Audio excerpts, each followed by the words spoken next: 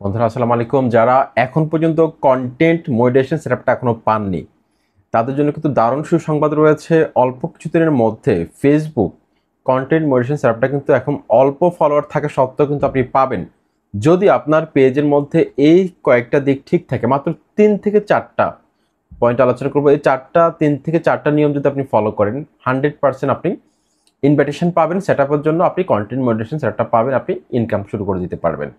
ঠিক আছে বন্ধুরা, বর্তমানে এই কন্টেন্ট মনিটাইজেশন সেটআপটা কিন্তু অনেকেই পাচ্ছে না, অনেক ফলোয়ার থাকা সত্ত্বেও পাচ্ছে না, অনেক ভিডিও অলরেডি পেজের মধ্যে ভাইরাল তারপরও তারা সেটআপটা পাচ্ছে না ছোট্ট ছোট কিছু ভুল করার কারণে। যে ভুলগুলো অনেক 1 থেকে 1.5 হাজার ফলোয়ারের পেজের মধ্যে নেই, তারা কিন্তু সেটআপটা পেয়ে যাচ্ছে, তারা হিউজ পরিমাণে একটা আর্নিং করছে। ঠিক আছে, তো বন্ধুরা প্রথম ধাপে কিন্তু ফেসবুক তাদের যেই টার্গেট ছিল তারা কিন্তু অলরেডি অতগুলো পেজ এবং প্রোফাইলের মধ্যে কিন্তু তারা সেটআপটা দিয়ে দিয়েছে। এখন দ্বিতীয় ধাপে আপনার যে প্রোফাইল অথবা পেজটা রয়েছে সেটা কিন্তু এলিজেবল কিনা, মানে আপনি সেটআপটা পাবেন কিনা, কন্টেন্ট মনিটাইজেশন সেটআপটা আপনি পাবেন কিনা, সেটা আপনি কিভাবে বুঝবেন, কিভাবে চেক করবেন, আজকের ভিডিওতে আমি সেটা আপনাদেরকে বলে দিব। বন্ধুরা আপনাদের সাথে রয়েছে জিএন মোর্শেদ। চ্যানেলটিকে সাবস্ক্রাইব করে বেল আইকনে ক্লিক করে অল সিলেক্ট করে দিন, আর যারা সাবস্ক্রাইব করেছেন থ্যাংক ইউ সো মাচ। ওকে, এখন যে বিষয়টা খুবই গুরুত্বপূর্ণ সেটা আপনাদেরকে আমি বলি। নাম্বার ওয়ান যে বিষয়টা আপনি চেক করবেন, আপনার প্রোফাইল হোক অথবা পেজ হোক, আপনার প্রোফাইল অথবা পেজের মধ্যে কোনো ধরনের রিউজ কন্টেন্ট আছে কিনা। বন্ধুরা খুবই গুরুত্বপূর্ণ, রিউজ কন্টেন্ট আছে কিনা এটা অবশ্যই আপনি চেক করে দেখবেন। যদি কোনো রিউজ কন্টেন্ট থাকে সেটাকে আপনি ডিলিট করে দিবেন, যদি ডিলিট না করেন সেক্ষেত্রে প্রবলেম হবে। রিউজ কন্টেন্ট হচ্ছে একটা কন্টেন্ট অলরেডি ফেসবুকে আছে, আপনি কি করলেন, সেই কন্টেন্টটাকে আপনি আবার আপলোড করে দিলেন। আপনার নিজের ভিডিও হলেও সেটা রিউজ কন্টেন্টের আওতায় পড়বে। অথবা আপনি একটা ভিডিওকে ডিলিট করে দিলেন, ডিলিট করে দেওয়ার পর আপনার সেই ভিডিওটাকে অন্য কেউ ডাউনলোড করে মানে ডিলিট করার আগেই কেউ ডাউনলোড করে রেখেছিল, আপনি ডিলিট করার পর সে আপলোড করে দিল। এখন আপনি যখন ডিলিট করে দিবেন, ডিলিট করে দেওয়ার পর এই ভিডিওটা যেখানে আছে প্রথম যে আপলোড করেছিল সে কিন্তু মালিক হয়ে গেল। ঠিক আছে, তার কিছুদিন পর আপনি কিন্তু জানেন না, তার কিছুদিন পর আপনি সেই ভিডিওটাকে হয়তো আপনার কোনো একটা পেজে অথবা প্রোফাইলে ছাড়লেন, সেক্ষেত্রে আপনার ভিডিও হওয়া সত্ত্বেও কিন্তু আপনি সেকেন্ড ওনার হয়ে গেলেন, সেক্ষেত্রে আপনার রিউজ কন্টেন্ট প্রবলেমটা চলে আসতে পারে। খুবই গুরুত্বপূর্ণ সেন্সিটিভ ইস্যু কিন্তু এটা। ঠিক আছে, তো রিউজ কন্টেন্ট থাকা যাবে না। অলরেডি ফেসবুকে একটা ছবি আছে, আপনি কি করেন সরাসরি সেভ করে মানে গ্যালারিতে সেভ করে আপনি সেটাকে আপলোড করে দিলেন, সেক্ষেত্রে রিউজ কন্টেন্ট আসতে পারে। আপনি এটাকে যদি সুন্দরভাবে এডিট করতে পারেন, কালার গ্রেডিং সহ আলাদা একটা ফাইল নেম হয় ওই ছবিটার, সেক্ষেত্রে কিন্তু আপনি বেঁচে যাবেন। ঠিক আছে, এই বিষয়টা একটু খেয়াল করবেন।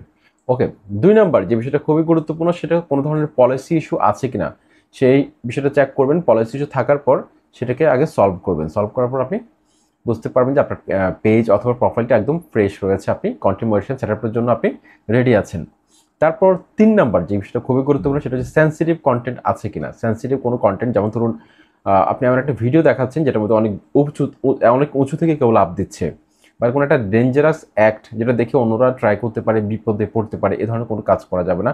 মারামারি, রক্তারক্তি হতে পারে, তারপর হচ্ছে যে কোনো ধরনের অস্ত্রের ভিডিও হতে পারে, যেগুলো সমাজে একটা নেতিবাচক প্রভাব বিস্তার করতে পারে, এ ধরনের কোনো কন্টেন্ট নিয়ে কাজ করা যাবে না। ঠিক আছে, তারপর হচ্ছে যে যেমন ধরুন আপনার গ্রাহকদের ব্যক্তিগত তথ্যের নিরাপত্তা বিঘ্নিত হতে পারে, এ ধরনের কোনো কন্টেন্ট নিয়ে কাজ করা যাবে না। তারপর হ্যাকিং রিলেটেড কোনো সেন্সিটিভ ইস্যু যেগুলোর মাধ্যমে মানুষের তথ্য চুরি হতে পারে, কোনো একটা মোড অ্যাপস হতে পারে। ঠিক আছে, এ ধরনের সেন্সিটিভ কোনো ইস্যু নিয়ে কখনো কাজ করবেন না, বলে দিচ্ছি সেন্সিটিভ কোনো ইস্যু নিয়ে কাজ করবেন না, এগুলো কিন্তু খুবই সেন্সিটিভ, খুবই গুরুত্ব সহকারে কিন্তু ফেসবুক এগুলোকে ডিটেক্ট করে। ওকে, তারপর যে বিষয়টা চেক করবেন, আপনার পেজ অথবা প্রোফাইলের মধ্যে আপনি একটা ক্যাটাগরিতে কাজ করছেন কিনা, মানে সেম নিশে আপনি কাজ করছেন কিনা সেটা আপনি চেক করে দেখবেন যে আপনি যে নিশটা ঠিক আছে কিনা, আপনি একটা টপিক্সে ভিডিও ছাড়তেছেন কিনা সেটা অবশ্যই চেক করে দেখবেন। আপনারা অনেকে আছেন যে মাল্টিপল টপিক্সে কাজ করেন, কখনো ট্যাগ ভিডিও ছাড়েন, কখনো আবার ব্লগ ভিডিও, কখনো আবার কুকিং ভিডিও, কখনো আবার মানে মোটিভেশন ছাড়েন, অর্থাৎ যখন যেটা মন চায় সেটা ছাড়েন। এক্ষেত্রে অনেকের পেজে কিন্তু অথবা প্রোফাইলের মধ্যে কিন্তু তারা সেটআপটা পাচ্ছে না। সেজন্য চেষ্টা করবেন একটা ক্যাটাগরিতে ভিডিও ছাড়ার জন্য, মানে একটা টপিক্সে যেন আপনি ব্লগ ভিডিও নিয়ে কাজ করবেন, শুধুমাত্র ব্লগ ভিডিও ছাড়ুন। যেন আপনি ট্যাগ ভিডিও ছাড়বেন, শুধুমাত্র ট্যাগ ভিডিও ছাড়ুন। ঠিক আছে, এই বিষয়টা একটু খেয়াল করবেন। তারপর লাস্ট ফাইনালি যে বিষয়টা খুবই গুরুত্বপূর্ণ, আপনার পেজে অথবা প্রোফাইলের মধ্যে আপনি যদি কনসিস্টেন্ট থাকেন, মানে রেগুলার কাজ করেন, কোনো গ্যাপ না দেন, এবং আপনার পেজ অথবা প্রোফাইলের মধ্যে আপনি ছবি, ভিডিও, স্টোরি, ঠিক আছে, রিলস এগুলো ছাড়েন, ঠিক আছে, একদম রেগুলার ছাড়েন এগুলো, মানে ভ্যারাইটিস কন্টেন্ট যদি আপনি কাজ করেন, আপনি দ্রুত সময়ের মধ্যে আপনি কন্টেন্ট মনিটাইজেশন সেটআপটা আপনি পাবেন। যারা মিক্স কন্টেন্ট নিয়ে কাজ করে, অর্থাৎ ভ্যারাইটিস কন্টেন্ট, যেমন ধরুন আপনি ছবি ছাড়বেন, তারপর হচ্ছে আপনি স্টোরি ছাড়বেন, তারপর আপনি স্টেটাস ছাড়বেন, তারপর রিলস ভিডিও ছাড়বেন, লং ভিডিও ছাড়বেন, ভ্যারাইটিস কন্টেন্ট নিয়ে যখন আপনি কাজ করবেন তখন আপনার কিন্তু কন্টেন্ট মডারেশন সেটআপটা দিবে। যারা শুধুমাত্র রিলস ভিডিও নিয়ে কাজ করেন তারা কিন্তু সেটআপটা পাবেন না, খুব কম সংখ্যক মানুষ পেয়েছে। তো আশা করছি আজকের এই ভিডিওটি কিন্তু আপনার কাছে অনেক ভালো লেগেছে। লাইক, কমেন্ট, সাবস্ক্রাইব করে মতামত জানাবেন। আসসালামু আলাইকুম।